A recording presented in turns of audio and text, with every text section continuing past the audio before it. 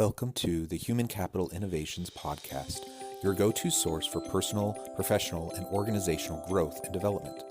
We hope you tune in often for all things people management, organizational development and change, organizational leadership, and social impact related. Maximize your personal and organizational potential with Human Capital Innovations Podcast.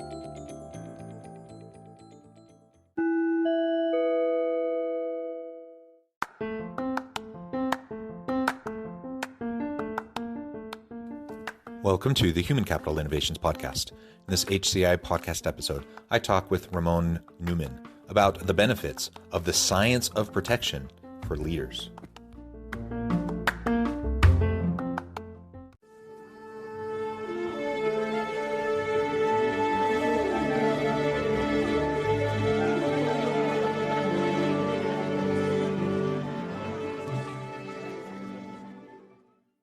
Raamon Newman, welcome to the Human Capital Innovations Podcast. Thank you, John. Great to be here. Yeah, it is a pleasure to be with you. I'm super excited to have a nice dialogue today. We're going to be talking about your recent book where you talk about and unpack this idea of the science of protection. So you're going to explain that to me and my listeners and then share, what you see as the benefits of the science of protection for leaders as we lead ourselves, as we lead teams and organizations. As we get started, I wanted to share Raamon's bio with everybody. Raamon Newman is co-founder, CEO of New Mavericks, a global leadership development consultancy based in Los Angeles, California. Over the last 2 decades, he's worked with top CEOs and executives globally, helping them have a greater capacity to lead while protecting themselves, their team, and their achievement and progress from excessive stress, negativity, and incoherence. His passion is helping leaders have a protected advantage in any market. I really love that. Super important conversation for us to have today. Anything else you would like to share with listeners by way of your background before we launch on in? Basically, how this all came about. I wasn't expecting to be doing this type of work. Growing up in New Zealand, Auckland, New Zealand, I had a typical New Zealand upbringing, playing a lot of sport, especially rugby and cross country and track. And I ended up burning out as an athlete in my late teens, early 20s. And I was kind of confused about that because I was doing all the effort, putting in all the training, had an Olympic gold medal winning coach who said to me, if you keep doing what you're doing, there's no reason why you can't go to the Olympics if you stay healthy. And unfortunately, I didn't know how to stay healthy. I just knew how to kind of exert myself and realized this value of protection. Back then, didn't really know how it was going to play out in my life back then, but today, it's a very important topic for leaders, and it's really the primary duty of any leader is to be able to protect themselves and the progress of those that they're leading. Excellent framing, as we in background as we get into the conversation today. Maybe you can start by telling us about why you wrote the book and really the impetus for it and what you mean by this protection, the science of protection for leaders. Sure. So the book we started actually working on the book about 3 years ago, and we weren't really sure what we were going to write about. We just know that we'd had this experience, my business partner and I. We both came from a background of being competitive athletes, and then we became full-time meditating monks. So he was meditating full-time as a monk for 15 years. I did it for 10 years. And in that process of supporting that lifestyle, we actually decided that we wanted to be literally silent partners to business leaders. So we'd meditate 8 hours a day, 7 days a week. And then in our afternoons, we had free time. We'd get on the phone with business leaders and really help them debunk some of the stresses they were going through, give them more of that clarity and that awareness about the greater truth that really enables them to be triumphant. So we'd been doing this basically for the last 20 years. The last, let's say 13 years, we've been doing it more full time. When we left that monastic setting, I went to New York City and did an acting program for a couple of years to reintegrate with the world. And that was the time when kind of the global financial crisis was going on, 2007, 2008. And I was in the city and I was noticing, there's a lot more stress and pent up energy that was going on because of the concern about the financial markets. And it really got me thinking. I went, how come these very intelligent, smart business leaders have caused a financial calamity for themselves and their businesses and the world? And it made me realize they had the same problem that I did as an athlete, that I was so focused on that outer development and performance and getting where I wanted to achieve that I lost sight of that inner development that really allows you to be really in tune with what's evolutionary, what's supportive, what's going to have long-term success, not just short-term success.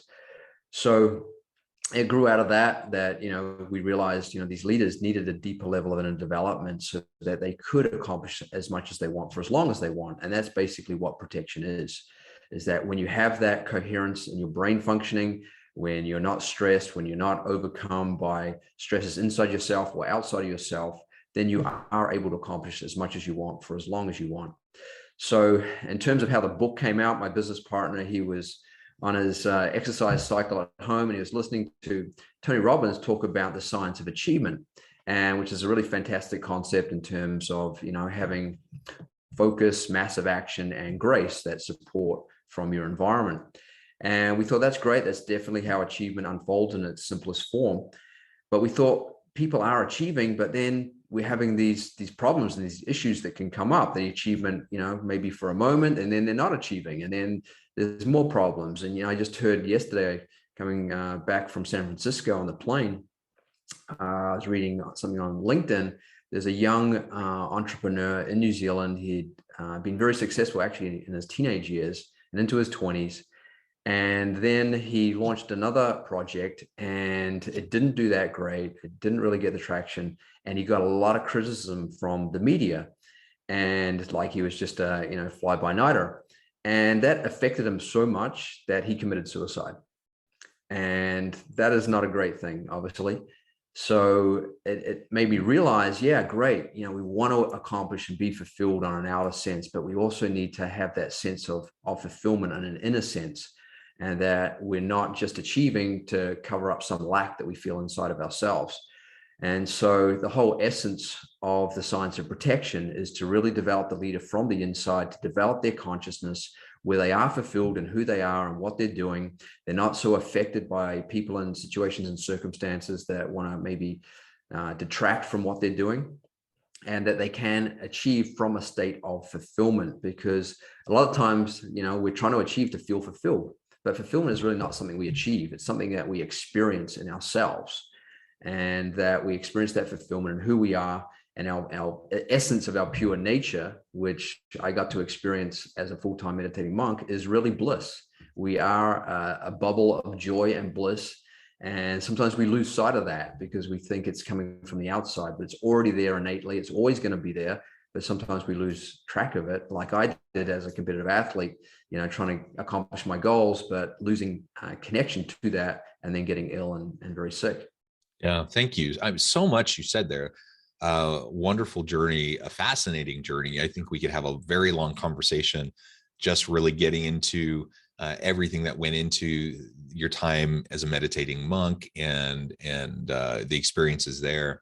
But I really like the lesson of really making sure that we are mindful, and whether you practice, meditation 8 hours a day, or you practice other mindfulness practices and just you're self-reflective and introspective, right? That is so vital in this hyper-competitive, super messy, just chaotic world that we're in. And if we're constantly trying to achieve, we may think we're trying to do it for ourselves, but often we're doing it for others. We're doing it to try to fulfill the expectations, that we feel that are imposed upon us by others or society as a whole.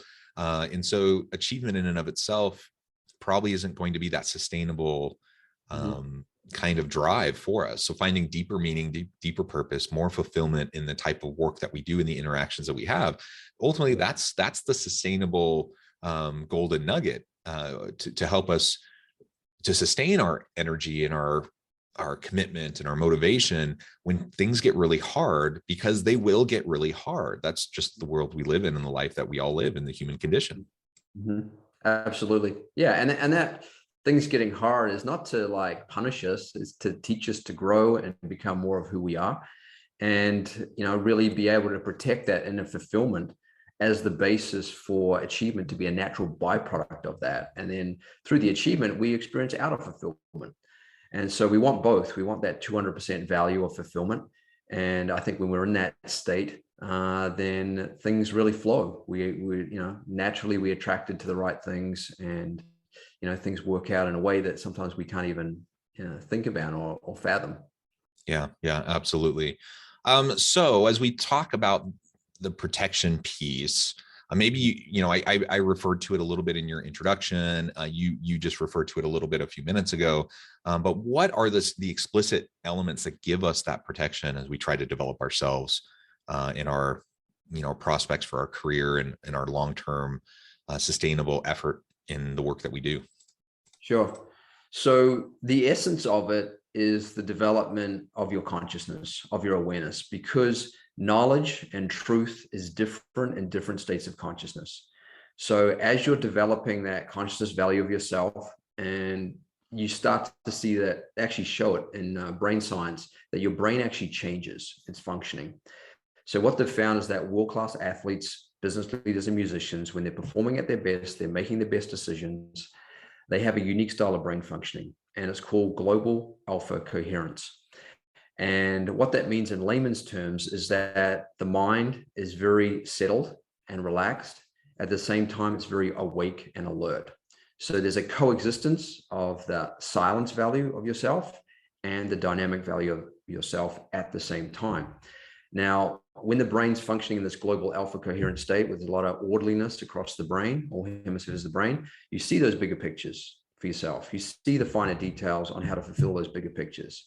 So you're just more in tune with that evolutionary flow of how things should unfold. Because when we think about it, nature's naturally evolving things. The sun comes up, the sun sets, the seasons come, the seasons go. Nature is extremely orderly. And it's our job to be in tune with that orderly intelligence that, allows the planets to go, around and not smash into each other. And so that's the level of development we want leaders to have. And that comes from experiencing that field of consciousness. That's not your conscious mind. It's not your subconscious mind, but it's consciousness itself. The analogy here is like, we look at an iceberg. 1/4 of that iceberg is above the ocean. And that's like the conscious mind. And then 3/4 of that iceberg is below the ocean to support that conscious reality of the iceberg above the ocean. And consciousness is the water that enables that iceberg to be formed in the first place. So that is a field of all possibilities. And when we're able to transcend that conscious mind, that subconscious mind, get down to that settled state of awareness, that pure state of awareness and consciousness, then we are more awake. We are more alert. We're more in tune with what's required and what is going on, and be able to move things forward in a very much more coherent and orderly way. Yeah, and the coherence that you've mentioned a couple times really is so important, because we get so fractured in our attention as we go throughout our day-to-day lives, and we have a lot of intention. I think most people, they wake up in the morning thinking, these are the things I want to accomplish. They have good motivation. They have, good desires to go in and be impactful and be effective as leaders or effective with their teams. But that intention isn't enough, because then you get into this hectic workplace where all of a sudden you're just putting out fires all the time, and you're just reactive to all these different external pressures constantly, and you're not able to coherently, interface with the world of work that you're involved in, which means ultimately you're not going to be super productive. You're going to be running around like a chicken with your head cut off, and ultimately your team will suffer, you'll suffer, the organization will suffer. So how do we get past that? This kind of constant reactive mode that so many of us find ourselves in as we go throughout our day-to-day work.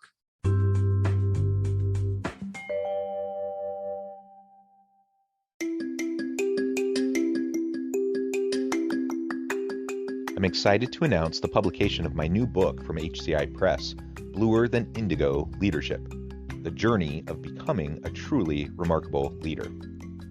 Early in my adult life, I learned about an Asian proverb that translates as bluer than indigo. If you think about the color indigo, it is a brilliant, deep, and vibrant blue, what some would call the bluest of blues. To have something that is bluer than indigo is rare and truly remarkable. Contrary to popular myth, there is no one-size-fits-all or cookie-cutter approach to effective leadership. There's no silver bullet, no secret sauce, no go-to model that will solve all of our problems. The truth is, great leaders have all had their unique strengths and flaws, and have all had to discover and then pave their own distinctive path in their life's journey to fulfill their leadership potential.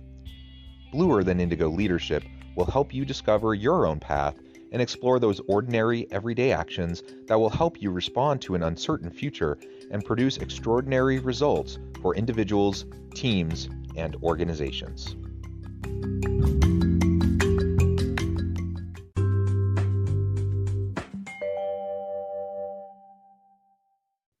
Yeah, absolutely. So this is what we call getting into that leadership state, right? And there's a kind of process where we go into this leadership state when we have this orderliness and coherence between our amygdala, which gives us all these impulses, of what's going on that may be threatening, or maybe it's a great opportunity.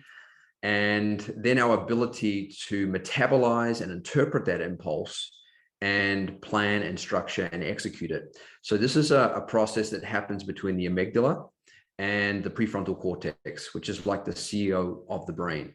So this front part of the brain, this 30% front part of the brain, which is what makes us unique as humans, and gives us the ability to decide in an orderly way that's good for everybody ultimately.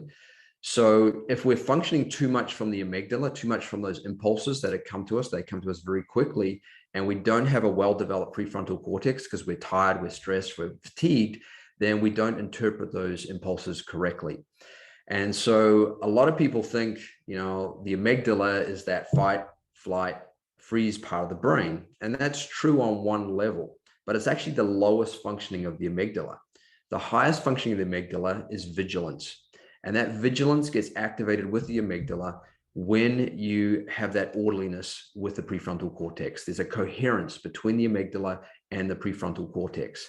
And this is what, great leaders, when they're in those stressful situations, or in those situations where things are tight, or there's a great opportunity that they've got to make a move on, then if that happens successfully, it means there was a successful functioning between their impulses, between their prefrontal cortex, the CEO of themselves, and their ability to capitalize or neutralize that negativity.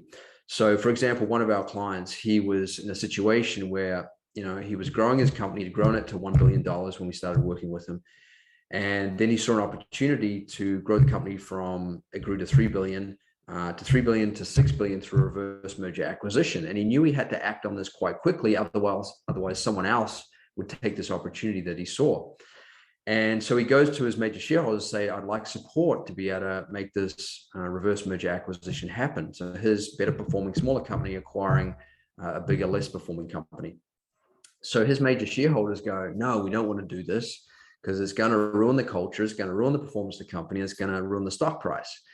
And he comes back to us and goes, guys, I know I have to do this, but I'm not getting support from my environment to do it. What do I do? And this is a common thing with leaders, is they have a vision for something, but somehow either their team or their marketplace doesn't get it. And it's something that they have to go deeply within on themselves. It's actually a sign is that you don't fully own it and you don't fully see it yet, even though you've got an inkling for it. So we said to him, look, you can either go and intellectually try and debate these major shareholders into seeing your way, or we can just work on you, really owning this reality more fully, more clearly inside of yourself, and then going back to them. So he said, yeah, that makes sense. Let's work on me. So we did that for 3 or 4 weeks. We're helping him understand, why he wanted to do this, and really getting it like deeply embedded inside of him, that once you see this reality so clearly, then it's more easily to manifest it outside of yourself. So we did that 3, 4 weeks and said, okay, Mark, we think you're ready. Go and ask them again. Go and talk to them again. So he did that, and every one of these major shareholders said, oh yeah, of course we should do this. It's great, and they're not really like understanding him more. They're really seeing that his energy was in that right place for them to support him. So that was the first obstacle to overcome. The second obstacle to overcome was, making the deal work. And that, if you ever involved in mergers, acquisitions, they're very complicated things usually. So long hours, tight timeframes, multiple no-go hurdles, many possibilities for stress. And he said, despite all that, he felt very calm, very relaxed, and the deal fell into place. And this is what, we should be experiencing when we know things are going to work out, is that we have that sense of settledness and calm. We just know, we just have that belief. And belief really comes from being.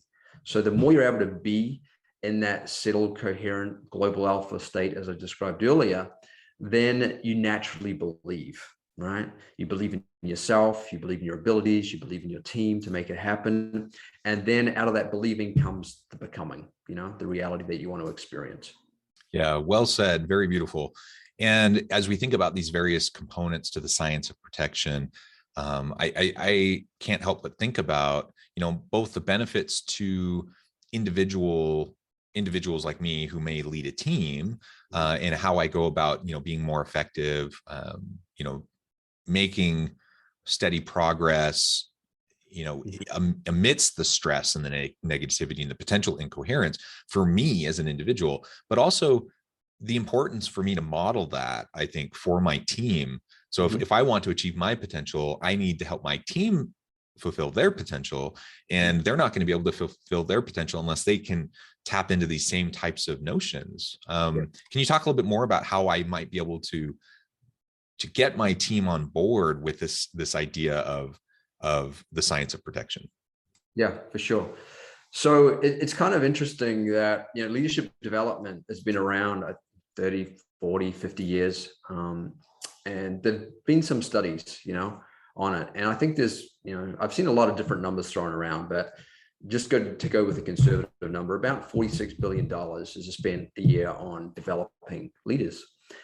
And one analyst at Harvard, she's a lecturer there, she said that based on the research, it hasn't really improved the human condition and the way leaders are functioning. And I was going, okay, well, what are they doing? What are they missing in this equation of developing leaders?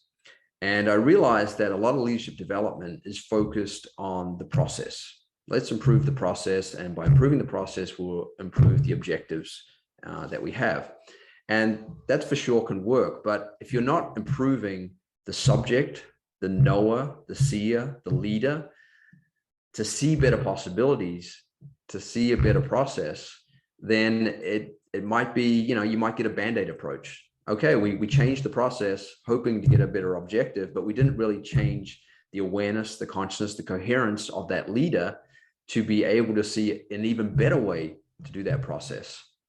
And so I realized that it really comes down to heightening the subject. How do we improve the subject so that the subject has a better effect on the process, which has a better effect on the objectives?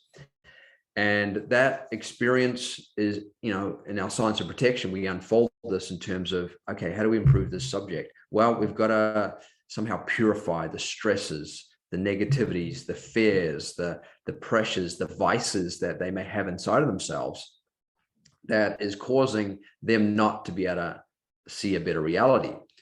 So like the global financial crisis was basically a lot of leaders operating on a greed reflex. There's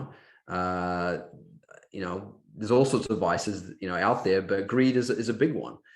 And so this greed reflex was so strong in leaders at that time that it created this.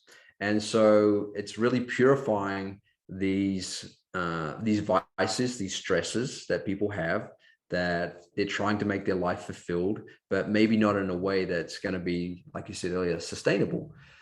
And so purification is very important. So it's being able to allow your people to work on themselves, giving them half an hour a day or something like that, where they just get to, like you say, reflect and go deeper and purify some things and get to a deeper level of truth, that allows them to be more connected to themselves, right? Their pure intelligence, because ultimately we're all having the right thought at the right time. But are we settled enough to pick up on that? And so if we allow a bit of time, a little bit of more quiet time to meditate, reflect, and just get into that being state that in neuroscience, they call it this global alpha coherence, then what you'll find is that a lot of these stresses just naturally fall away, because coherence in the brain is far more powerful than incoherence. Incoherence and negativity and fear is inherently weak. And so as we strengthen ourselves and becoming more coherent, then naturally we keep this negativity at bay, because this negativity is always going to be there. It's a part of life. But if we're coherent, then that negativity can't get to us because it's incoherent, and incoherence can't get into a field of coherence. They've even shown this in physics, the Meissner effect. A coherent magnet, a superconductor, will not allow negative incoherence forces to penetrate it. So that's the first step, is that purification, so you can be in that coherent state. So you can be in a leadership state where you're able to neutralize and avert problems and dangers and threats before they arise, and you're able to see the possibilities as they arise. And in that leadership state, you have more capacity. You have more capacity to handle the opportunities, to handle the problems that you're facing, and then be able to take more of what we call spontaneous right action. You just know, okay, we've got to do this to neutralize this problem. We've got to do this to take advantage of this opportunity. And then the more spontaneous right action that we build up, then the more we have what we call this power of deserving. We talk about teams or people winning great things, and at the end of the day, everyone just says they deserved it, right? Why did they deserve it? Because they took the more spontaneous right actions than maybe others did.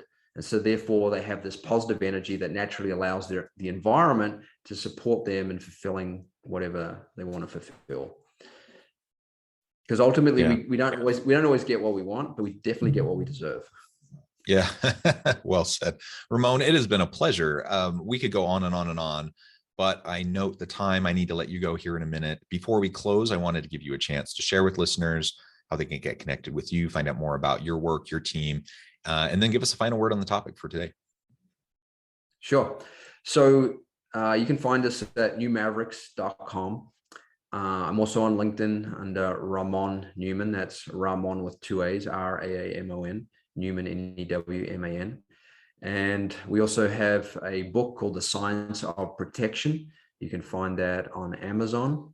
And those are the main ways. We have another website called thescienceofprotection.org. There you can get a leadership protection toolkit, and that can really support you in having that value of protection to yourself and your leadership and your team. And in terms of the final word, I'm going to put that back on, what you're doing in terms of human capital innovation. And I believe that this is the most powerful asset, that we have and we will always have, is our human capital. And the ability to really invest in human capital is a return on investment that will always be there. We can invest in things outside of ourselves and it may or may not work out. But if you're taking time to invest in your human capital and that of your team, then naturally there's going to be an ROI, because it's the people that create better processes and better outcomes. Yeah, well said, Raamon. It's been a pleasure talking with you. I encourage listeners to reach out, to get connected, find out more about what you can do for them. And as always, I hope everyone can stay healthy and safe, that you can find meaning and purpose at work each and every day. And I hope you all have a great week.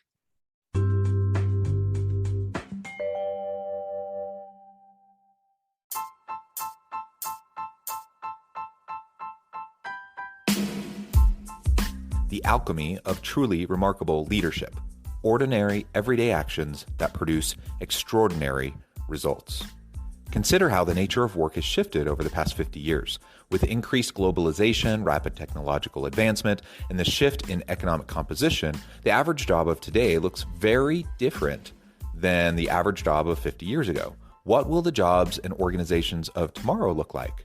Moreover, what does this all mean for organizational leaders? What are the core competencies and capabilities of organizations and their leadership that are prepared for continued disruption and geopolitical and socioeconomic shifts? Regardless of what the future holds, increasingly, leaders need to be socially minded, data-driven, decisive, champions of talent, and disruptors of the traditional notions of leadership, teams, organizations, and work. The alchemy of truly remarkable leadership will help you to explore your own leadership competencies and capabilities and consider ways to apply and implement them into your workplace and personal life.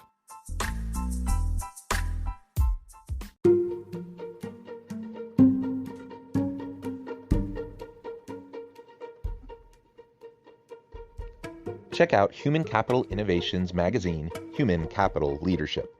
Human Capital Leadership is a free, interactive e-magazine with the mission to help individuals, leaders, and organizations find innovative approaches to maximize their human capital potential.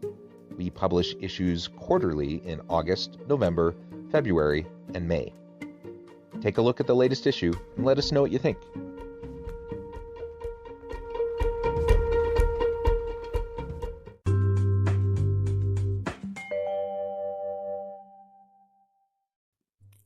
Thanks again for joining us for this episode of the Human Capital Innovations Podcast. I hope you stay healthy and safe and that you have a great week.